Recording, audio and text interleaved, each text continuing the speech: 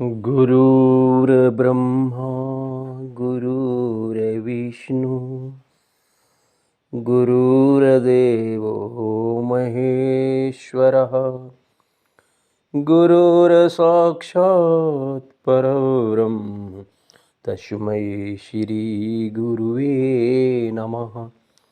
तस्मै श्री गुरुवे नमः।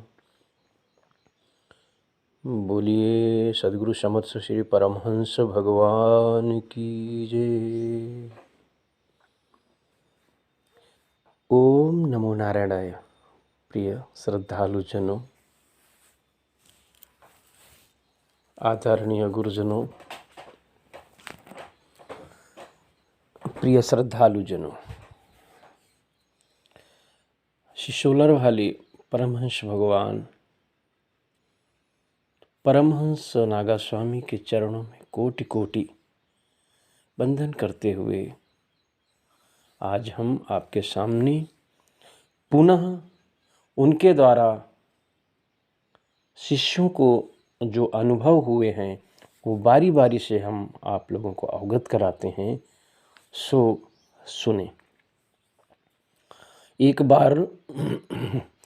बार परमहंस जी के पास एक महिला दर्शन के लिए आया करती और उनसे कहती, गुरुजी मुझे शिष्य बना लें, गुरुजी मुझे शिष्य बना लें। पर गुरुजी उसकी बात की तरफ ध्यान नहीं दिया करते थे। एक बार वो बहुत नाराज सी हुई, बोली, गुरुजी आज मुझे 4 साल हो गए, मैं आपसे कहती हूँ मुझे शिष्य बना लो, आपने मुझे शिष्य बनाया नहीं। मेरे से बाद के अभी 4 दिन हुए इन लोगों को आए हुए, आपने इन लोगों को शिष्य बना लिया। ऐसा नाराज होके वो जाने लगी। तब गुरुजी ने उस शिष्य को बुलाया, बोले बैठ जाओ। वो बैठ गई।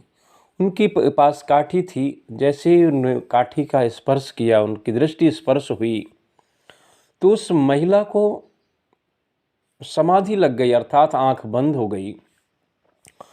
आंख बंद हो जाने के बाद उसका शरीर शून्य हो जाता है। उसके शरीर को वो भूल जाती है और वो अपने पूर्व जन्म की तरफ जाती है। तो क्या देखती है कि मैं एक रईस घर में जन्म लिया हूँ और मैं एक लड़का हूँ। खूब मेरे पिताजी के पास पैसा है, धन दौलत है, गाड़ी है, घोड़ा है, मेरे पीछे खूब नौकर चाकर चल रहे हैं। मैं खूब गुंडागर्दी करता हूँ, खूब बेईमानी करता हूँ, किसी भी बच्चियों का खूब अपहरण करके उनका बलात्कार करता हूँ। ऐसा मेरा जीवनचर्या है। ऐसा करते करते जो है मुझे एक बीमारी हो जाती है। वो बीमारी होने के बाद मेरे पिताजी को जब मालूम पड़ता है तो मेरे पिताजी कहते हैं कि इसके बराबर भी पैसा लग जाए तो मैं पैसा लगाने के लिए तैयार हूँ, डॉक्टरों मेरे बच्चे को ठीक कर दो। पर प्रिय श्रद्धालुओं, जैसे ही उसको अमेरिका लिए जा रहे थे तो रास्ते में ही वो लड़कियों का ध्यान करते करते उसका शरीर छूट जाता है और पुनः वो पूरे अगले जन्म में एक वेश्या के घर में जन्म लेती है। तो जैसा उसने कर्म किया था उस जैसे धीरे धीरे वो बड़ी होती है तो वेश्या कर्म में, वेश्यावृत्ति में लग जाती है। पुनः जो है वेश्यावृत्ति में पूरा उसका अपना बदला देती है।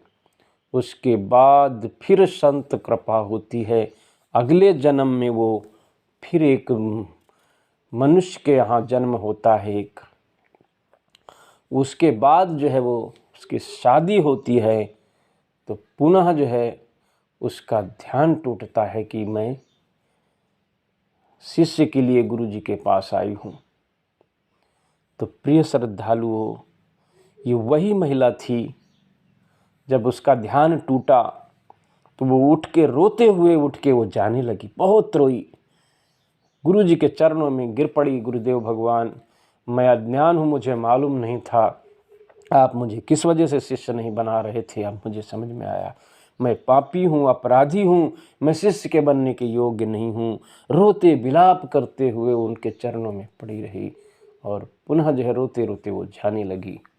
उसके बाद गुरुजी ने बुलाया, बोले अब आ जाओ बेटा, अब तुमने पश्चाताप कर लिया है, अब तुम शिष्य बनने योग्य हो।